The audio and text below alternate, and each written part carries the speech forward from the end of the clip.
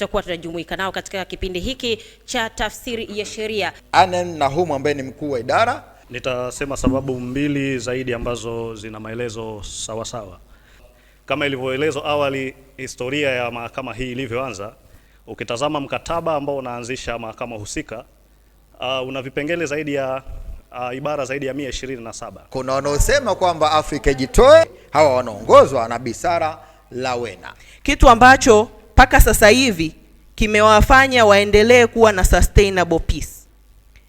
The International Criminal Court does not help African state to have sustainable peace. Kipindi hewani mtazamaji ni kipindi cha tafsiri ya sheria. Moja kwa moja tunazidi kusonga mbele mtazamaji wa ATV. Ulikuwa unasema kuna kesi takriban 10 kule ICC ambazo 9 zinahusu nchi za Afrika, lakini moja inahusu nchi kaisahau kidogo. Nikukumbushe inaitwa Georgia. Karibu sana. Tuna nchi kama Kenya, tuna nchi kama Kongo, tuna Uganda, tuna Burundi. Hizi nchi zina machafuko na ndizo nchi ambazo zimekuwa mstari wa mbele kuomba kujitoa. Alichokuwa anakiongea mzungumzaji aliyepita muda si mrefu alikuwa amesahau. Hawa hawadili kabisa na mambo ya kisiasa. Na ikigundulika kwamba ni mambo ya kisiasa, kesi yako inatupiliwa mbali. Sasa ni kwa nini 127 sabu 2 ya mkataba wa Roma imesema kwamba kama ulikuwa na obligation chini ya mkataba huo, you shall not be discharged. Ya nchi zinazotoa contribution zinazojenga finance ya ICC ni nchi za mabara ya Ulaya. Je, unategemea kutakuwa na independence? Ukiwa una wajibu na umeshindwa kutekeleza wajibu kwa wakati na kwa kutumia kigezo cha kutokutekeleza wajibu unataka ujiondoe, basi mkataba unakufunga, uruhusiwi kujiondoa mpaka wajibu wako utakapotekeleza.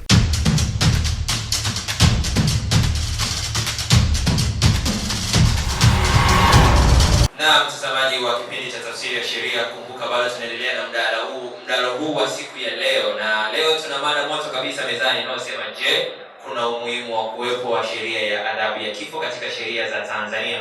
Ili adhabu ya kifo iendelee kuwepo katika sheria za Tanzania ili kuzuia mauaji mengine hapo mbele. Tumeona kwamba hakuna umuhimu wa kuendelea kuwa nayo adhabu kama hii. Kwa sababu gani? Inakeuka haki za msingi za binadamu. Na haki ya msingi moja ya binadamu ni haki ya kuishi. Na ndio haki kubwa zaidi kuliko haki zote zile ambazo unazijua wewe. Hizo human rights ninazozisema nyie Tanzania hazina absolutely right. Maana yake sio haki za moja kwa moja, ila Tanzania ziko chini ya sheria zetu.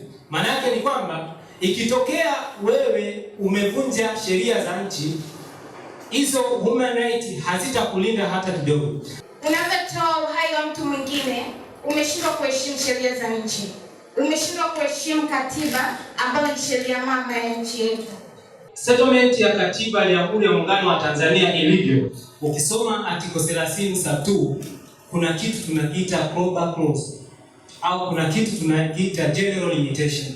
Maana yake ni nini? Ukiangalia article 2, article 2 ya article 30 ya katiba inazungumzia kwamba hizi general principle of human rights zitakoma pale ambapo wewe utavunja au utafringe haki za mwenzako. Hii adhabu ya kifo iendelee kwa sababu hakuna benefit yoyote ambayo kisheria kwamba sisi Tanzania tunafaidika au sheria maalum tunafaidika. Kwa mimi naunga mkono hii hoja kwamba adhabu ya kifo iendelee kuwepo, kwa sababu ukija kuangalia dhumuni kubwa la kuwepo kwa adhabu, yako madhumuni mengi, lakini niseme mawili.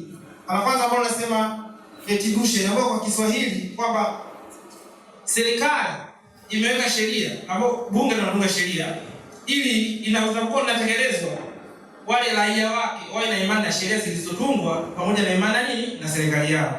Lakini pia kuna hii point inasema incapacitation, kwamba sababu ya kuwepo kwa adhabu tunataka yule mkosaji aondolewe kwenye jamii ili asiendelee kufanya tukio. Kwa hiyo waliotunga hii kanuni ya adhabu walikuwa wanaona lazima na akili timamu.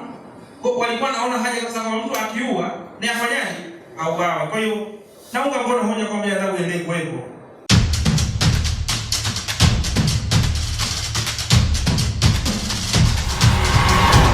Karibu katika kipindi cha tafsiri ya sheria, kipindi ambacho kinakuletea masuala mbalimbali ya elimu kuhusiana na swala zima la sheria. Na leo mada yetu kuu ni, je, sheria ya makosa ya mtandao inakandamiza haki ya mtumiaji wa mtandao kuliko kutoa fursa ya uhuru wa matumizi ya mtandao? Kuletea kipindi hiki utakuwa nami Vumilia Kondo, lakini siko peke yangu. Mimi ni Mohamed Isa, nikwambia tu pamoja katika kipindi hiki cha tafsiri ya sheria kutoka hapa Chuo Kikuu cha Jordan, ambapo nikwambia tu mambo mengi ambayo utakwenda kuyafahamu ni kuhusiana na mada yetu ya leo. Tuanze na meza kuu kwa kumkaribisha mchokoza mada wetu ambaye ni Bwana Anen Nahum. Kama nilivyotambulishwa, naitwa Anen Nahum na nitakwenda moja kwa moja kuelezea ni jinsi gani hii sheria ilivyo, imetoka wapi, na sasa iko wapi.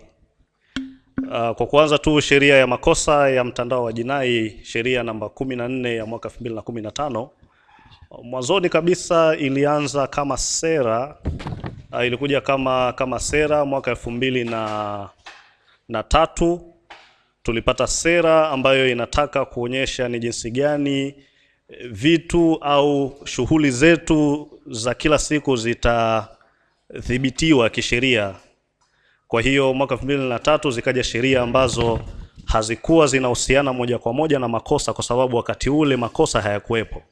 Kwa hiyo mwaka 2010 ikaja sera nyingine ya teknolojia ya habari, ambapo ikatuletea sheria za namna ya jinsi ya kusajili simu, jinsi ya kutoa leseni kwa ajili ya makampuni ya simu mbalimbali, na namna nyingine za utaratibu au uratibishwaji wa masuala ya kimtandao. Sasa kwa kutumia sera hizo mbili, basi mwaka 2013 tukapata mswada ambao ulikuja na sheria hii ambayo leo tunayo. Mwaka 2015 ikapitishwa na kusainiwa na kuwa sheria.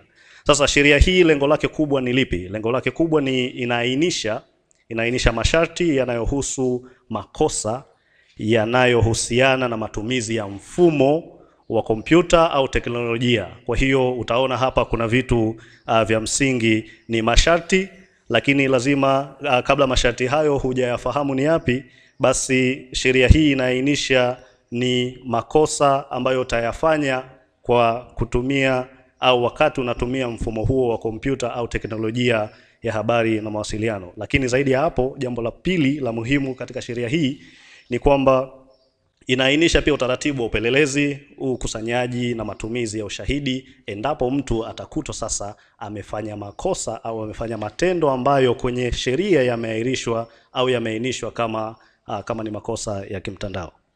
Kwa sababu mimi nimekuwa wa kwanza ambaye niko kinyume, sijajua maoni yao kwamba inakandamiza katika misingi ipi. Na ukiisoma ibara ya 18 unaona kwamba ni ibara ambayo iko absolute, kwamba haina clawback, yani haiweki hiyo haki, haiweki subject kwa sheria fulani, inasema tu utakuwa na uhuru basi.